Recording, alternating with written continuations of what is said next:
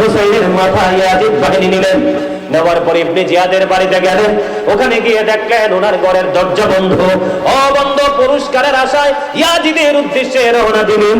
পথি মধ্যে সন্ধ্যা হয়ে গেল। এর মধ্যে বন্ধু আগে আমি বলে দেই, ইমাম হুসাইন যখন শহীদ হয়ে গেল, ও বন্ধু আকাশটা কি হয়েছিল? অন্ধকার হয়ে গিয়েছিল। মনে হয়েছিল যেন কিয়ামত হয়ে যাবে রে বন্ধু। জোরে জোরে কন্না আল্লাহু আকবার। বন্ধু ইমাম হুসাইনের শহীদের কারণে আকাশ কেঁদেছে, জমিন কেঁদেছে বন্ধু, মানুষ কেঁদেছে, জিন জাতি কেঁদেছে, ফেরেশতারা পর্যন্ত দুঃখ পেয়েছে, কষ্ট পেয়েছে স্বয়ং আমার আল্লাহ। জোরে জোরে কোন ঠিক না ঠিক? আর জোরে বলে হুজুর, ইমাম হুসাইনকে যদি আমার আল্লাহ এত ভালোবাসে, এই কারবালা কেন হলো?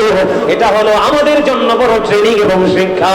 এখান থেকে আমরা শিক্ষা নেব, সত্যের পথে থেকে মৃত্যুবরণ করব, তারপরেও অন্যায়ের কাছে দুনিয়ার লোভে পড়ে মাথা নত ঠিক কেনা বলেন? মাথা নত করবো, মাথা নত করবো না। বন্ধুরে আমার, আমার দিকে তাকান।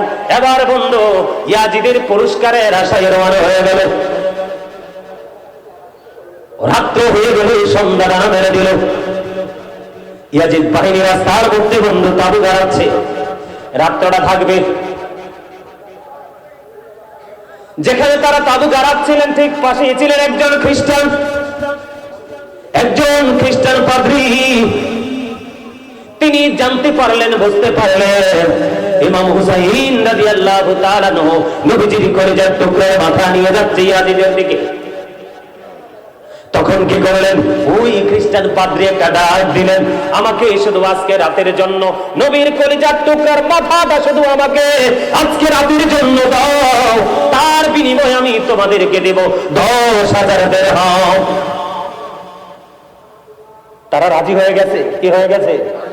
রাজি হয়ে গেছে।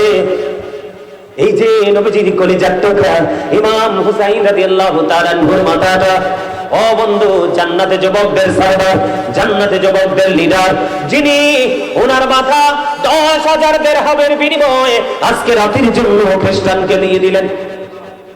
যখন খ্রিস্টানকে দিয়ে দিলেন, বিক্রি হয়ে গেল। ওই খ্রিস্টান কি করলেন?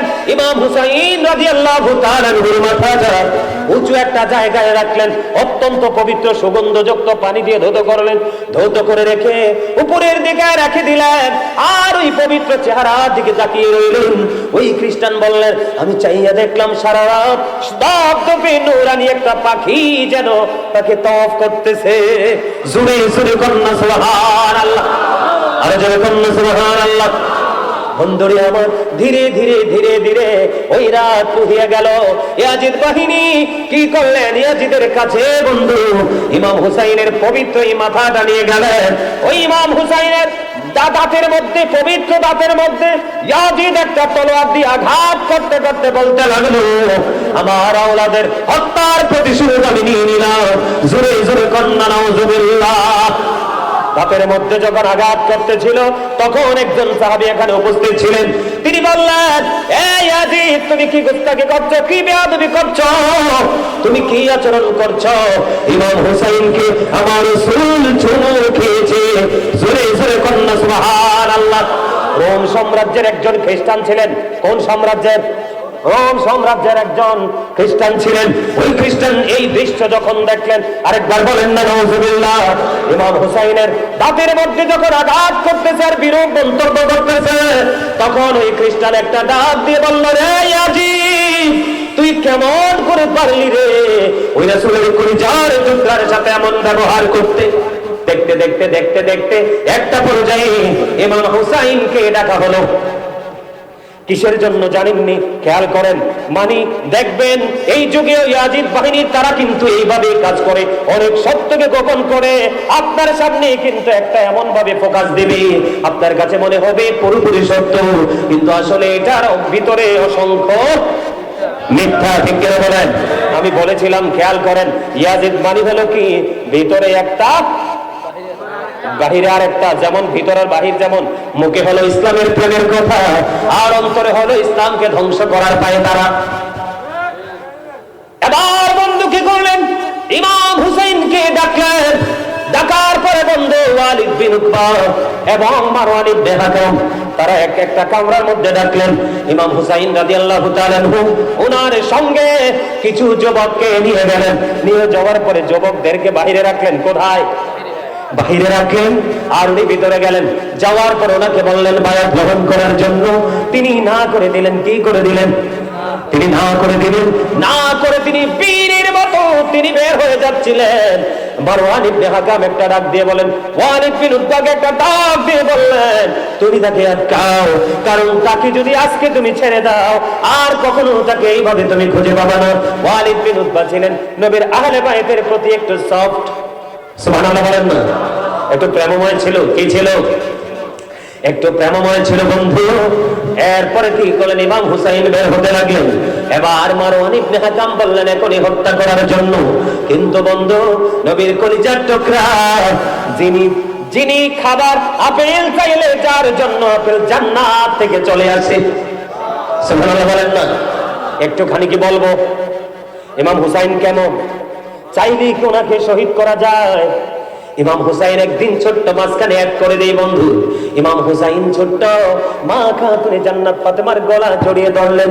মা, মা গো, আমি আজকে একটু খেলতে যাব, খেলা শেষ করে আসার পরে আমাকে তুমি আপেল দিতে হবে। মা খাতুনে জান্নাত বললেন, যাও বাবা, যাও যাও, তুমি খেলা শেষ করে আসো, তোমাকে আমি আপেল দিব। মায়ের কাছ থেকে প্রতিশ্রুতি পাইলেন। পাওয়ার পরে ইমাম হুসাইন একটু সময়ের জন্য গেলেন, কিন্তু ওনারা তো দুনিয়াতে খেলার জন্য বসে নাই। কিন্তু তখন তো বন্ধু তিনি ছোট। এবার যখন খেলা শেষ করতে গেল, খেলতে গেল, এবার মা ফাতেমার হঠাৎ করে মনের মধ্যে চিন্তা আসলো। হঠাৎ করে মা ফাতেমার মধ্যে চিন্তা চলে আসলো যে আমি আমার সন্তানকে, আমি আমার কলিজার টুকরাকে বলেছি আপেল খাওয়াবো, কিন্তু এখন তো মদিনার কোথাও আপেল খুঁজে পাওয়া যায় না। এখন তো আপেলের সৃজন না। এই কথা যখন বলল, মা খাতুনে জান্নাত একটু চিন্তায় পড়ে গেলেন। বন্ধুরে আমার, ধীরে ধীরে ধীরে ধীরে বন্ধু ললাটের মধ্যে ওনার ঘাম আমার রাসূলের হুজরা মুবারকের মধ্যে চলে গেল। হুজরা মুবারকের মধ্যে যাওয়ার পরে আমার রাসূল বসা ছিলেন। আমার রাসূল বসা থেকে দাঁড়িয়ে গেলেন, মা ফাতেমাকে বসার জন্য সুযোগ করে দিলেন। মা, মা গো, কেন গো আপনার ললাটে ঘাম দেখা যায়? বাবা, বাবা গো, আপনার কলিজার টুকরা হুসাইন আমার কাছে আপেল চেয়েছে, আমি বলেছি আপেল দিব, কিন্তু মদিনার কোথাও তো আপেল নাই, আমি কি করবো বাবা? এই কথা বলতে দেরি বন্ধু, ও বন্ধু, জান্নাত থেকে জিবরাইল আলাইহিস সালাম আমার নবীজির হুজরা মুবারকে আপেল নিয়ে হাজির। জোরে জোরে বলেন না সুবহানাল্লাহ। কি হয়ে গেল? হাজির হয়ে গেল। এবার বন্ধু দুইটা বাটি লাগবে, একটা চাকু লাগবে। মা আয়েশা সিদ্দিকা রাদিয়াল্লাহু তাআলা আনহার ঘর থেকে দুইটা বাটি একটা চাকু আনার পরে হযরত জিবরাইল ও বন্ধু আপেলটাকে কি করলেন? দুই টুকরা করলেন। এক টুকরা বন্ধু এই বাটির মধ্যে রেখে ঢেকে দিলেন, আর একটা টুকরা আবার প্রাণের নবীজির পবিত্র হাত মুবারকে দিয়ে দিলেন। দিয়ে দেওয়ার পরে এবার রাসূল কি করলেন? এইভাবে যেইভাবে দিলেন এইভাবে দিয়ে মা ফাতেমাকে বাড়ি পাঠিয়ে দিলেন। বন্ধু যারা মদিনায় গেছেন আপনারা দেখেছেন আমার রাসূলের হুজরা মুবারক থেকে হযরত আলী ফাতেমার ঘর বেশি দূরে না। এবার কি করলেন? ইমাম হুসাইন দৌড়ে চলে আসলো। আসার পরে মা ফাতেমা আপেল খেতে দিলেন। মা গো, এত মজার আপেল আপনি কোথায় পেলেন? জীবনে কোনোদিন তো আমি এত মজার আপেল পাই নাই। বন্ধু আপেলটা দেখতে দুনিয়ার আপেলের মতো, কালারটাও দুনিয়ার আপেলের মতো, কিন্তু স্বাদ হলো জান্নাতি। সুবহানাল্লাহ বলেন না। এবার কি করলেন? জিবরাইল যেভাবে বললেন একটা বাটি দিয়ে ঢাইকা দিল বন্ধু। এবার আপেল খাইলেন। খাওয়ার পরে বললেন এত মজার আপেল কোত্থেকে আনলা? তোমার নানার কাছে আল্লাহ পাঠিয়ে দিলেন। এবার জলদি দৌড় দিয়ে চলে গেলেন, নানা, নানা গো, এই আপেল আমাকে প্রতিদিন খাওয়াতে হবে। জোরে জোরে বলুন আল্লাহু আকবার। আমার রাসূল তাকে প্রতিশ্রুতি দিয়ে দিলেন, যাও যাও, ব্যবস্থা হয়ে যাবে। বন্ধু রহস্য হলো ওই যে অর্ধাংশ আপেল, কি অর্ধেক আপেল, এটার সিস্টেম হলো দৈনিক প্রতিদিন একবার ঢাকনা সরানো যাবে, কিন্তু দুইবার ঢাকনা সরানোর কোনো সুযোগ নাই। এবার পরের দিন ঢাকনা সরালেন। মা খাতুনে জান্নাত ফাতেমা ঢাকনা সরাইয়া দেখে ওই অর্ধেকটা আপেল পুরো আস্তা হয়ে আছে। মজা কি কমে গেল? আস্তা আপেলটা অর্ধেকটা আপেলটা পুরো হয়ে আছে, পরিপূর্ণ হয়ে আস্তা আপেল যেমন এমন। জিব্রাইল কিন্তু বলে গেছে অর্ধেকটা কেটে খাবে আর অর্ধেকটা ঢেকে রাখবে।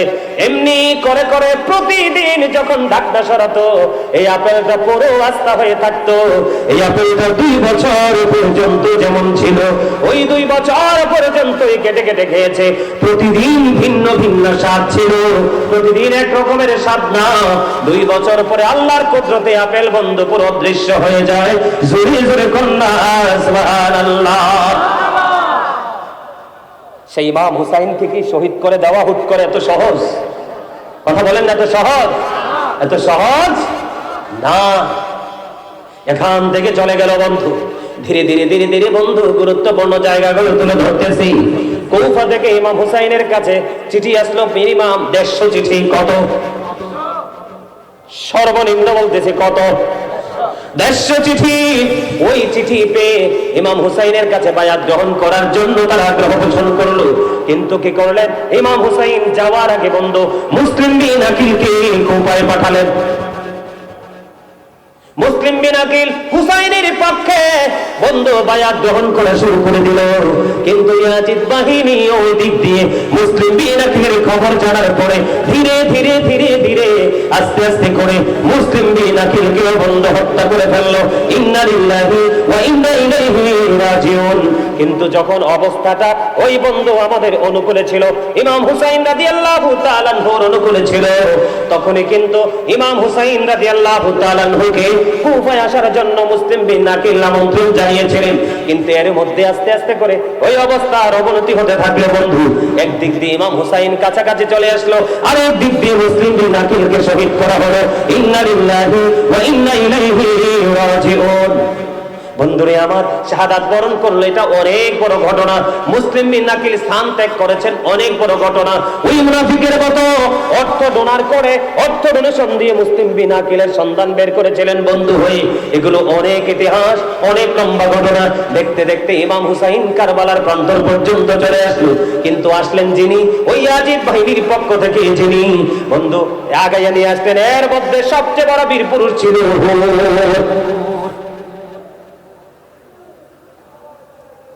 ইয়াজিদ বাহিনী।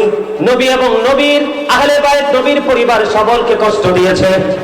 ইমাম হুসাইনের শহীদে আমার নবী কষ্ট পাইছে কি পাইছে না? হযরতে আলী, মা ফাতেমা, শুধু বন্ধু ও বন্ধু, মানুষ জিন ফেরেশতা সবাই কষ্ট পেয়েছে। জোরে জোরে কন্যা আল্লাহু আকবার। বন্ধুরে আমার, হুর পর্যন্ত কি করেছে?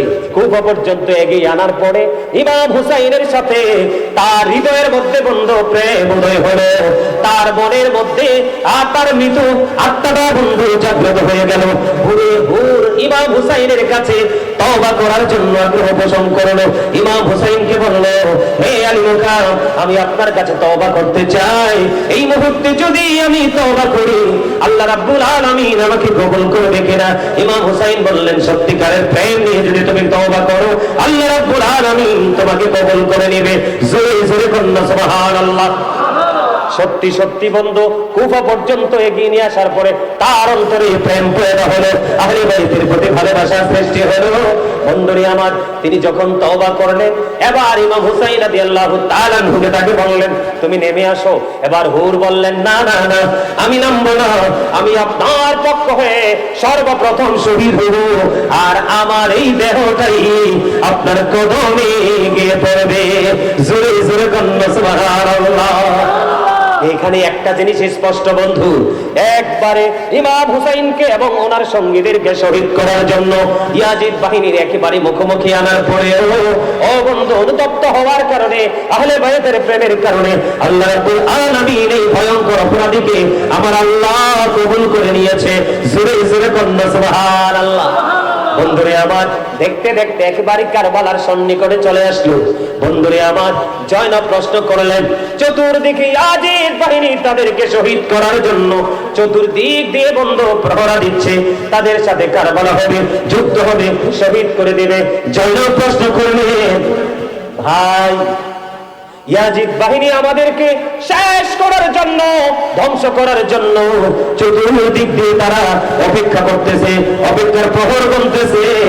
আপনি কি প্রস্তুতি নিয়েছেন? ইমাম হুসাইন রাদিয়াল্লাহু তাআলা আনহু তিনি উত্তর দিয়ে দিলেন, আমি আমার প্রাণের রাসূলকে স্বপ্নে দেখেছি। জোরে জোরে বলুন সুবহানাল্লাহ। কেমন ভাবে আমি স্বপ্ন দেখেছি? অল্প সময়ের মধ্যে আমার নানার সাথে আমার দেখা হচ্ছে। তার মানে ও বন্ধু, নবীর আহলে বাইতের অন্যতম সদস্য ইমাম হুসাইন রাদিয়াল্লাহু তাআলা আনহু এবং ওনার সঙ্গীদের শাহাদাতের সময়। জোরে জোরে বলুন আল্লাহু আকবার। আর জোরে বলুন আল্লাহু আকবার। ইয়া রাসূলুল্লাহ ইয়া হাবিবাল্লাহ ইয়া রাসূলুল্লাহ লা মুনকার নাকির আসিয়া সওয়াল করবেন বসাইয়া, নিবেন পর্দা দয়াল নবী উঠাইয়া, সালাম জানাবো কদম বসিয়া।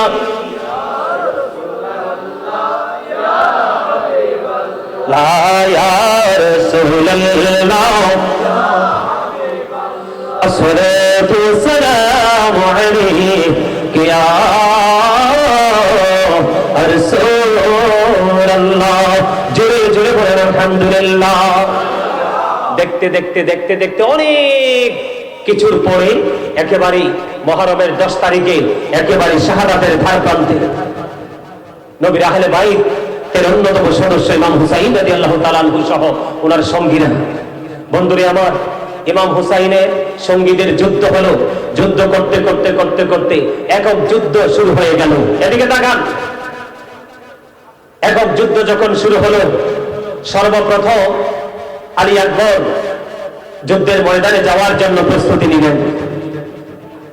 সর্বপ্রথম আলী আকবর যখন যুদ্ধের ময়দানে যাওয়ার জন্য প্রস্তুতি নিলেন, গিয়ে বন্ধু যুদ্ধের ময়দানে তিনি অনেকক্ষণ যুদ্ধ করলেন। যুদ্ধ করতে করতে তিনি পানির পিপাসা লাগছে। পানি তো এমনি নাই, ফুরাত নদীর পানি তো এমনিতেই বন্ধ।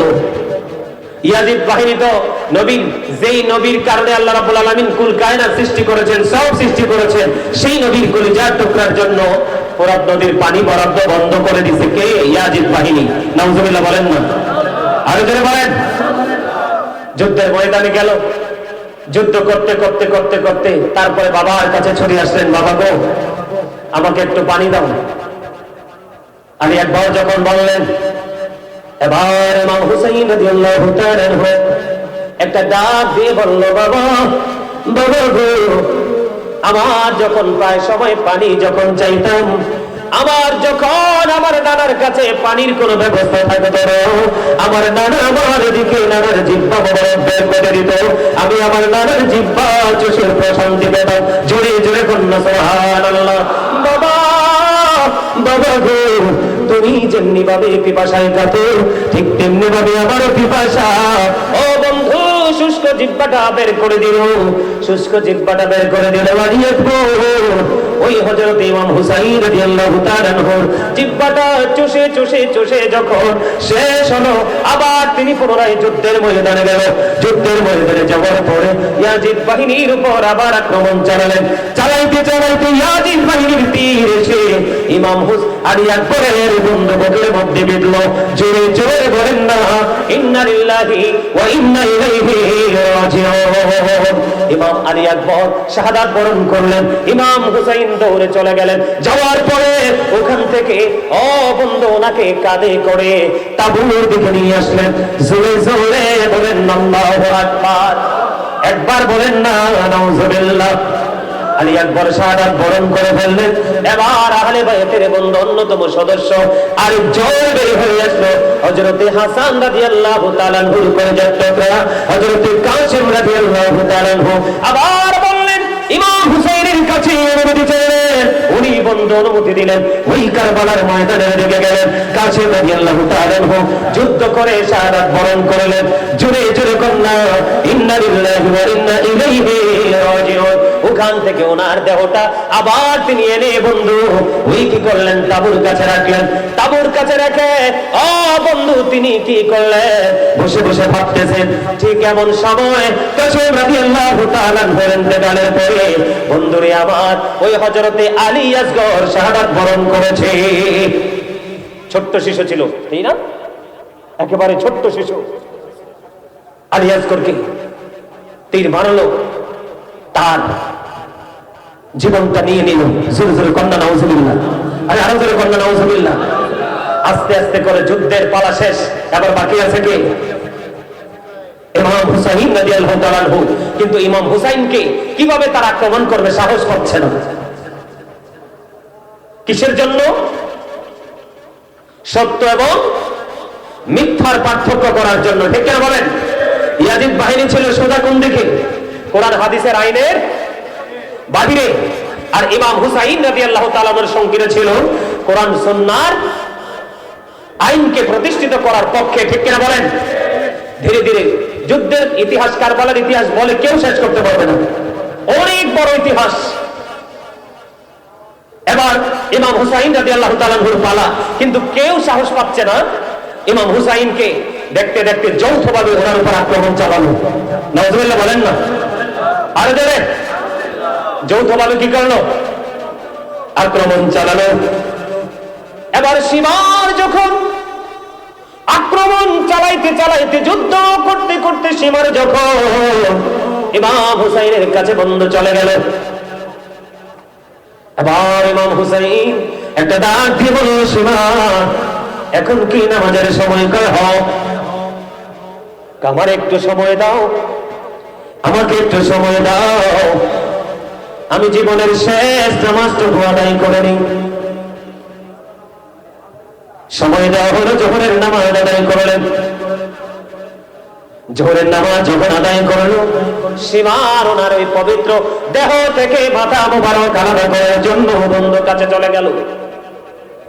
একটা ডাক দিয়ে বলল, সীমার তোমার বুকের জামাটা একটু তুমি খোলো, তোমার বুকের জামাটা একটু খোলো, আমি তোমার বুকটাকে একটু দেখব। এবার সীমার যখন বুকের জামাটা খুললো, এবার কি করলেন ইমাম হুসাইন রাদিয়াল্লাহু তাআলা আনহু ওই সীমারের বুকের মধ্যে সাদা সাদা শ্বেত চিহ্ন দেখতে পাইলেন। জোরে কন্যা একবার নাউজুবিল্লাহ।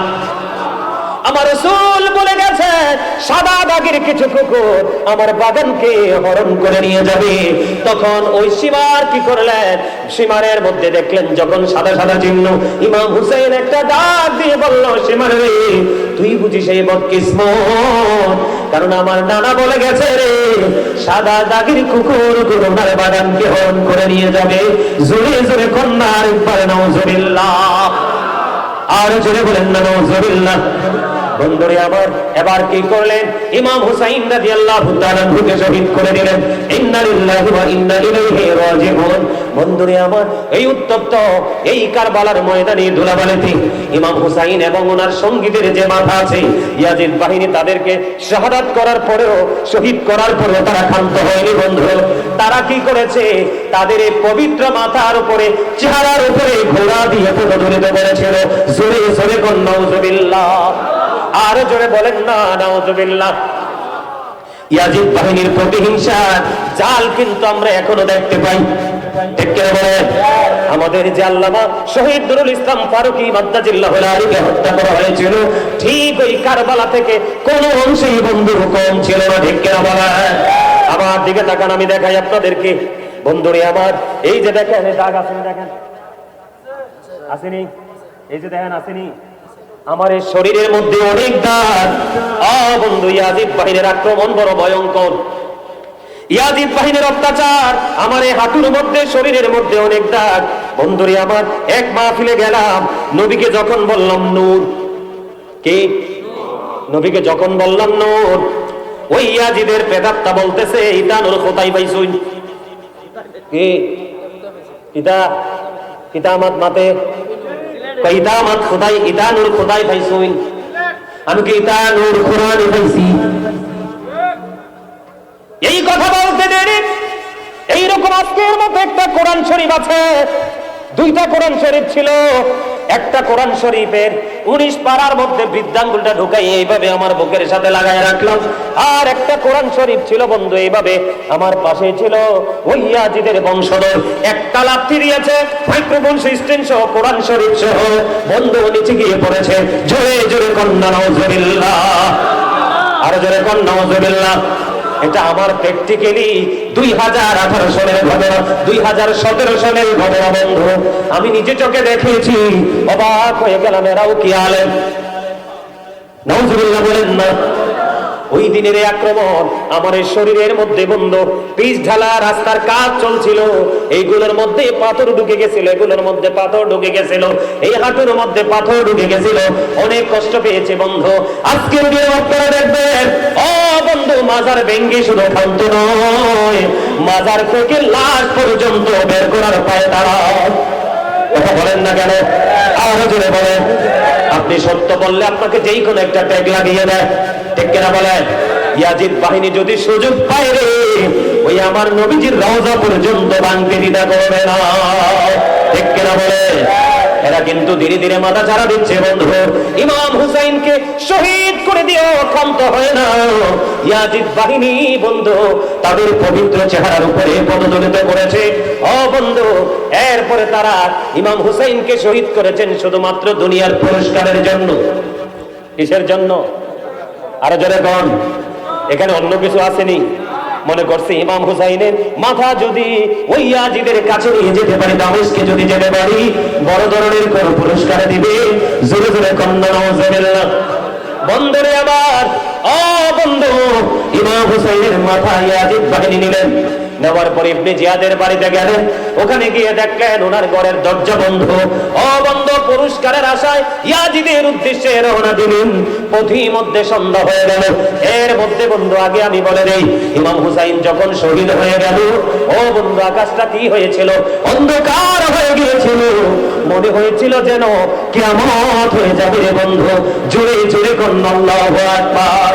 বন্ধু, ইমাম হুসাইনের শহীদের কারণে আকাশ কেঁদেছে, জমিন কেঁদেছে বন্ধু, মানুষ কেঁদেছে, জিন জাতি কেঁদেছে, ফেরেশতারা পর্যন্ত দুঃখ পেয়েছে, কষ্ট পেয়েছে স্বয়ং আমার আল্লাহ। জোরে জোরে কোন ঠিক না ঠিক?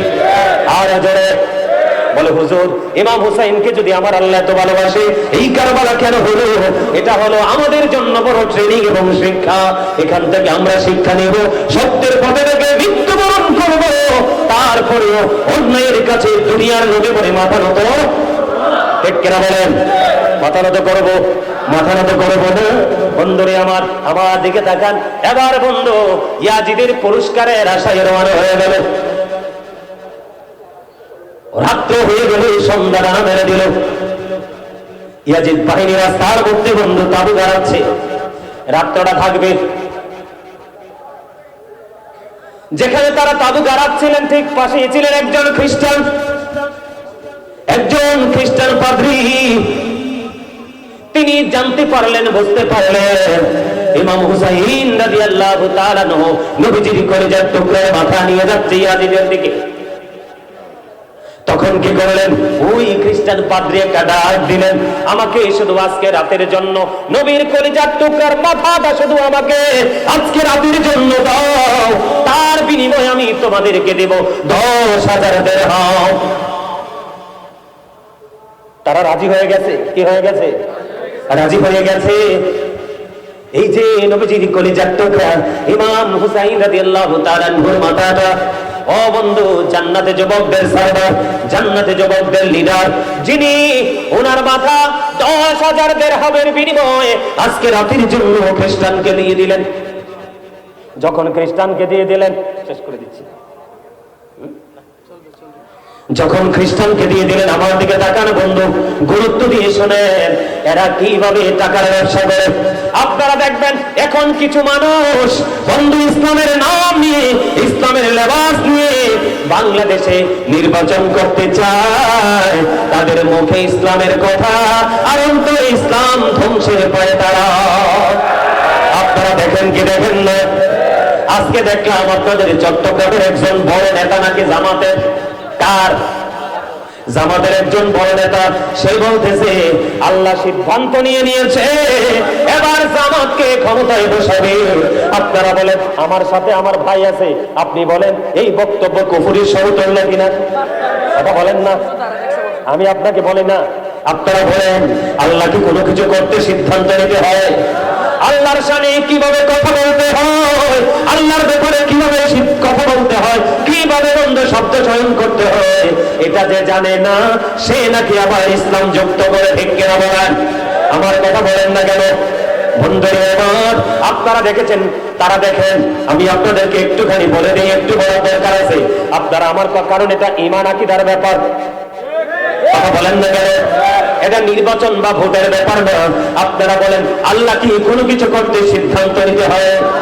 আল্লাহ যদি বলে কোন ফায়াকুন, আল্লাহ কোন বলতে দেরি ফায়াকুন হতে দেরি হয় না। আপনি বলেন ঠিক কিনা? আজকে বলে গার্ডিয়ান অফ চট্টগ্রাম, আমি আজকে দেখলাম কি বলে গার্ডিয়ান অফ চট্টগ্রাম। আপনারা কি ওনাকে দায়িত্ব দিয়েছেন চট্টগ্রামের অভিভাবক হওয়ার জন্য? আর বলেন বন্ধু, বাংলাদেশটা কোথায় যাবে আমি জানি না। আমি আজকে এই চন্দনাইশ থেকে গোটা বাংলাদেশের ইমানদার মুমিন মুসলমান ভাই বাবাদেরকে আমি বলতে চাই, সবাই সবার জায়গায় সচেতন হন, সবাই সবার জায়গায় অ্যাক্টিভ হয়ে যান।